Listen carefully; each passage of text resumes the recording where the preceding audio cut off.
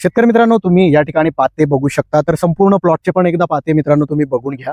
खूप मोठ्या प्रमाणात फक्त पातेच पाते तुम्हाला दिसतील। तर हा फायदा कशामुळे झालाय तुमच्या लक्षात येतोय का? ज्या शेतकऱ्यांना लक्षात येत असेल, ज्यांना हे लक्षात आलं असेल मित्रांनो, त्यांनी आपल्याला कमेंट करायचं आणि सांगायचे की इतके पाते तुमच्या कापसाला आहे का आणि का लागलेले आहेत। आता हे मला या प्रश्नाचं उत्तर तर मिळालेलं आहे, हे माझ्या सुद्धा लक्षात येते, परंतु किती शेतकऱ्यांना ही गोष्ट माहिती आहे नक्की तुमच्या जिल्ह्यासह गावासह सांगा। तुम्ही सुद्धा हा बेनिफिट घेतलाय का? कारण हा कुठलाही खर्चिक बेनिफिट नाहीये, फ्री मध्ये होणारा आणि जास्त फायदा देऊन जाणारा हा उपाय आहे मित्रांनो। तर पातेच पाते तुमच्या झाडाला लागतील। तर हा उपाय नेमके कोणता आहे कमेंट करा मित्रांनो। कापूस हे पीक जर मराठवाड्याचा विचार केला तर मुख्य पीक म्हणून बघितलं जातं आणि चालू वर्षी कापसाच्या लागवडीमध्ये कमतरता आली आहे। काही ठिकाणी 15%, काही ठिकाणी 10%, तर काही ठिकाणी 30% पर्यंत सुद्धा लागवड कमी झाली आहे। अशा वेळेस जर आपण कापसाची जोपासना व्यवस्थित केली, उत्पादन जर चांगलं मिळवलं तर नक्की यावर्षी कापसाला खूप चांगले भाव मिळू शकतात।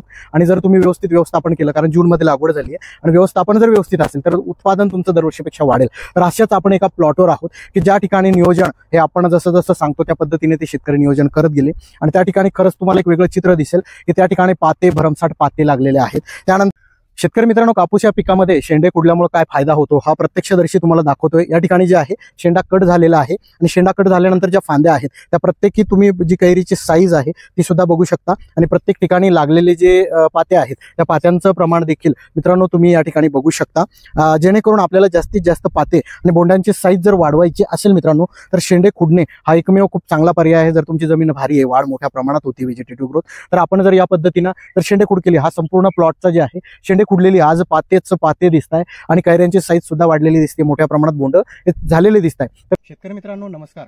तर मित्रांनो, आपण वारंवार शेतकऱ्यांना सांगत असतो की तुम्ही वाढरोधक कोणताही वापर करा, लिओसिन करा, चमत्कार किंवा ताबोली करा, तर याचा फायदा तुम्हाला दिसून येईल की या ठिकाणी ताबोली जे आहे 5 मिली प्रति पंप या ठिकाणी वापरण्यात आलेला आहे आणि 10 दिवस आता या कपाशीला झालेले आहे। 10 दिवस होऊन याच्यावरती फवारणी झाली होती ताबोली 5 मिली प्रति पंप।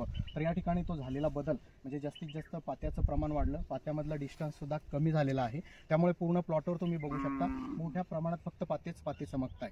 गळ जरी झाली 10 ते 20% तरी त्याचा एवढा परिणाम आपल्याला होणार नाही। जास्तीत जास्त उत्पादन जर मिळवायचं असेल तर या दृष्टिकोनातून आपण तशा फवारण्या घेतल्या पाहिजे आणि आपला खर्च सुद्धा वाचवला पाहिजे। व्हिडिओ आवडला लाईक करा, इतर शेतकऱ्यांना शेअर करा आणि